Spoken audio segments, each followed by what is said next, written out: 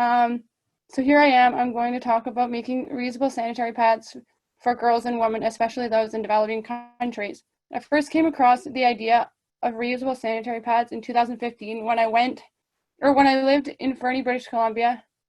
A group called Days for Girls posted on Facebook that there was a meeting time and welcomed volunteers, so I joined because I wanted something to do other than just be a ski bum, and like all that life that everyone was doing was just skiing and mostly drinking and partying, and I was like, I want to do something else and something better because I've always have been that kind of person.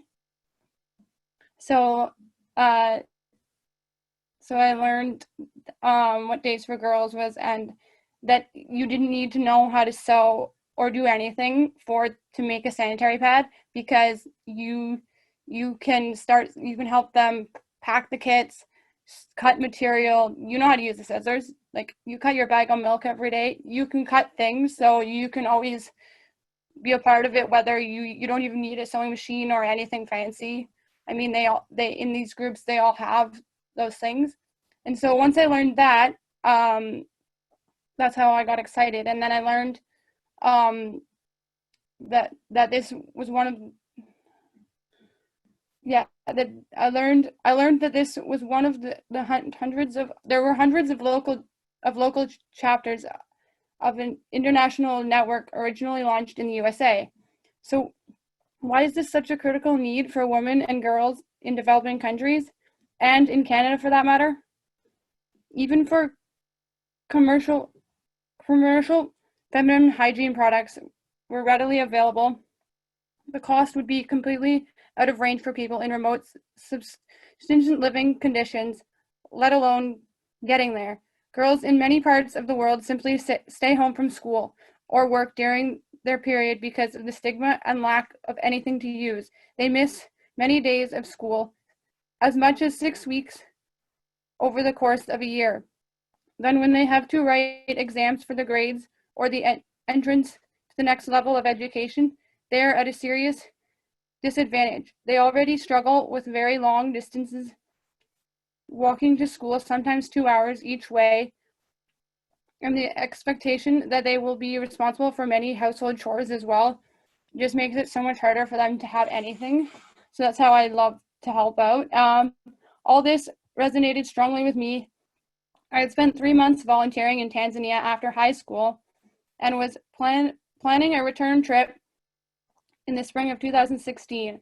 I took 20 kits from the Fernie group to TAFCOM, an community organization in northern Tanzania I had stayed in contact with since my first trip in 2010. As it happens, they were just beginning to make sanitary pads in their tailoring program and looking for a good design.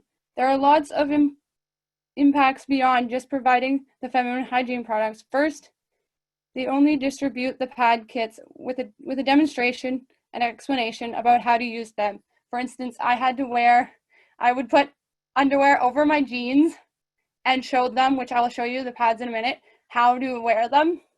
And I did it to a group of over 300 people. And demonstration and explanation about how to use them that also creates an opportunity for sexual education and HIV and AIDS prevention. Making the pads is also a good way for the girls to learn sewing skills.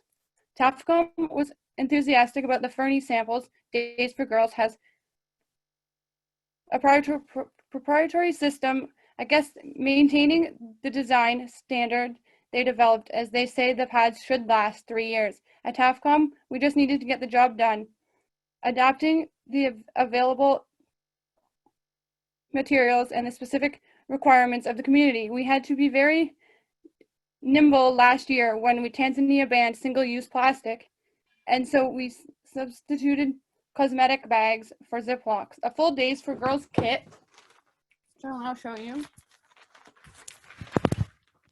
It comes in this bag, so it's like a school bag to them. They take it every day as a school bag because they never have one. And then it comes in, this is in the plastic bag as well, and so you get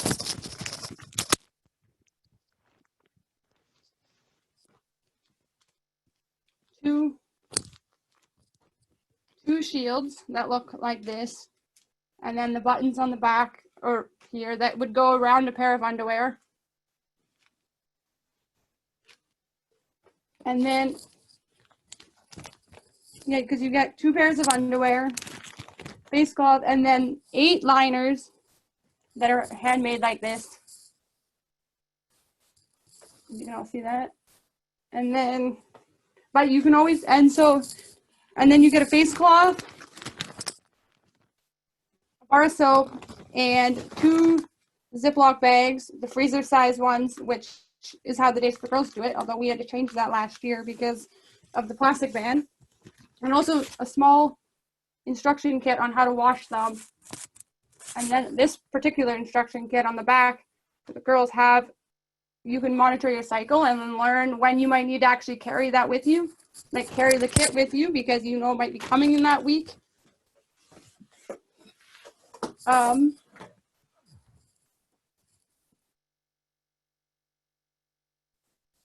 And then, yeah, so they're now making them there. So you might wonder why I make them here at home. It is making them, the need is so great that there will never be enough pads for every woman who needs them. Women had walked for miles. Last year when I went, women walked for miles to come to hear us speak about HIV and the pads. Now I'm going to try and see if I can share the screen.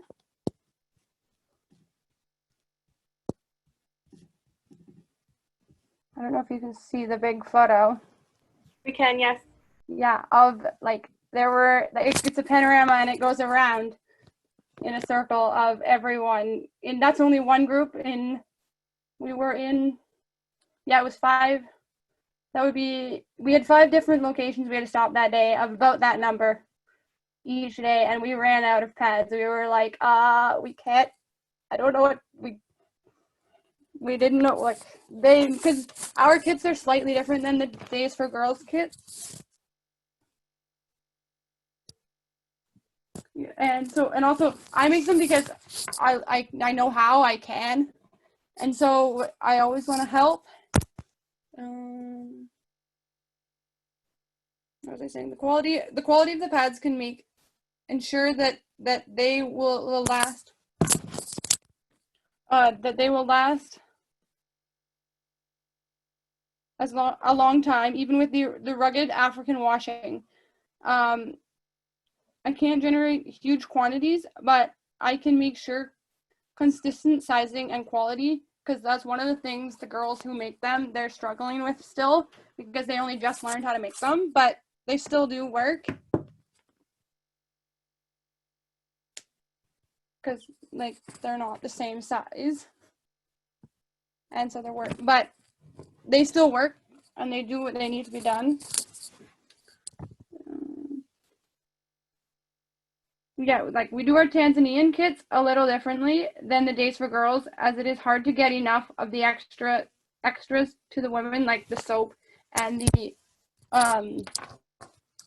soap and the face cloth, and even the drawstring bag. Although we're going to try to do that soon, because that is can be their new school bag, because that's pretty much what they use it for, so that no one knows when they have their period. You just carry this all the time.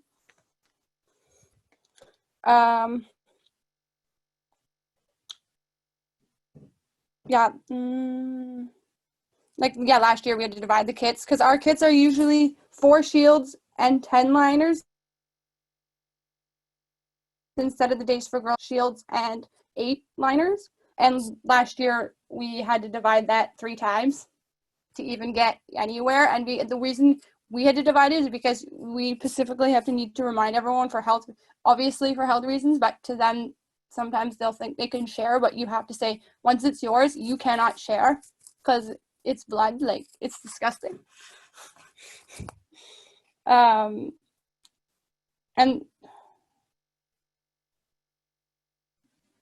there's a group in Florida that I got together with, which is who I went with last year to Tanzania. And they're the ones who are doing some fundraising to allow the women to make them in the tailoring program, but they never have funding is never an easy thing to get for anything. So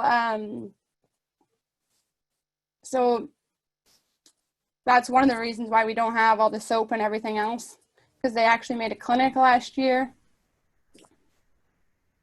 Are there ways to get involved with it? Yeah, there is. So I like that my volunteering time helps young women across better education, help access better education and opportunities, as in they don't miss school or days of work.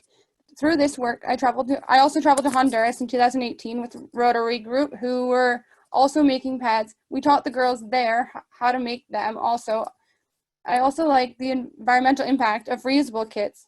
As I said, I didn't know much about sewing at the beginning. Now I have a serger and a regular machine, which I'm actually sitting in my sewing room with other piles of pads everywhere. Um, yeah. Yeah, I could still take take part. Or no, now I have a serger, yeah, and a regular sewing machine. But even if I didn't, I could still take the pre-cut parts. Even if I didn't know how to sew the shield, which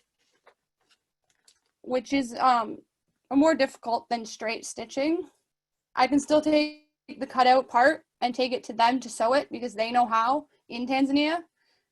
So I can still take material and cut it out. So if you are interested in any of this, see if there's a local Days for Girls chapter or any group making sanitary pads in your area. Is one way to get involved with making sanitary pads for other countries. Or I can give you the pattern and things if you know how or want to get involved. Also, collecting fabric or contributing to the cost of the kits is also a way to be involved. Saving hotel soap unused is another thing that we always need.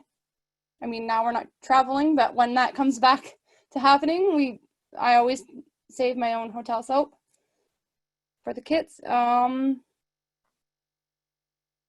for the kits I make, often I'm looking for cosmetic bags like Ipsy bags, or the ones given out with purchases of fancy face creams.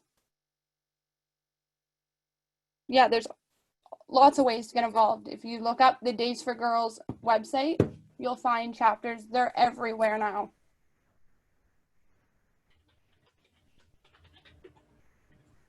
And that is all.